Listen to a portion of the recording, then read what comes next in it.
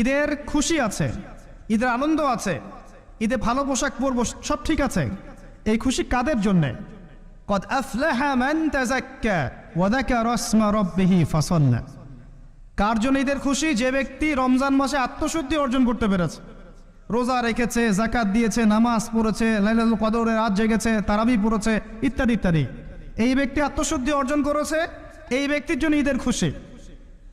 যে রমজান মাসে সিনেমা দেখেছে, সিনেমার শুটিং করেছে, পর্নোগ্রাফি দেখেছে, সুদ খেয়েছে, শিরিক করেছে, বেদাত করেছে, হারাম খেয়েছে, এর জন্য ঈদের খুশি। মানুষকে ঠকিয়েছে, ব্যবসায় মাল কম দিয়েছে, পণ্য মজুত করেছে, ইচ্ছা করে দ্রব্যের দাম বাড়িয়েছে, সরকারকে বিব্রত করেছে, জনগণকে দুর্ভিক্ষের দিকে ঠেলে দিয়েছে, এদের জন্য ঈদের খুশি? কখনো না। ঈদের খুশি তাদের জন্য যারা আত্মশুদ্ধি অর্জন করতে পেরেছে। যে আপনার জীবনে বড় বড় পাপগুলো কি কি হয়েছে, এই পাপগুলো যদি মানুষের সাথে জড়িত হয়ে থাকে, আপনি মানুষের সাথে গিয়ে গিয়ে ক্ষমা নিয়ে নেবেন। কারো টাকা নিয়েছেন, দেন নাই, দিয়ে দিবেন।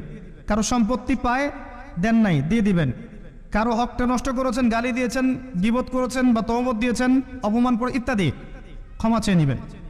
রমাদান মাসে মানুষের হকটা দিয়ে দেন। আল্লাহর কাছে জড়িত যে পাপগুলো আছে, এটার জন্য ইস্তেগফার যথেষ্ট।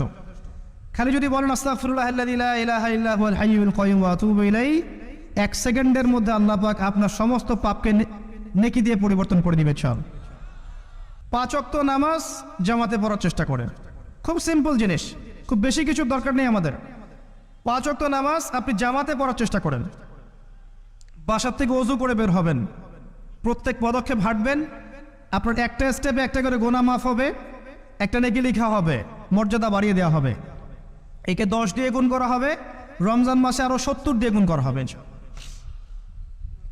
ফজরের নামাজটা জামাতে পড়লেন, নামাজটা জামাতে পড়ার পর আপনি বসে থাকবেন, কিছু সময় জিকির আজগার তাসবিহ তাহলিল করবেন। পারলে 1 পারা করে কোরআন তেলাওয়াত করবেন। রমাদান মাসে প্রত্যেক দিন 1 পারা করে কোরআন তেলাওয়াত করার চেষ্টা করবেন। 30 দিন 30 পারা, রমাদানে অ্যাটলিস্ট একটা খতম পারা যাবে, অ্যাটলিস্ট একটা খতম চেষ্টা করা যায় না? ইনশাআল্লাহ। ফজরের নামাজ হয়ে গেছে, আপনি কোরআন তেলাওয়াত করেন, 1 পারা পড়তে সময় লাগবে আধা ঘন্টা।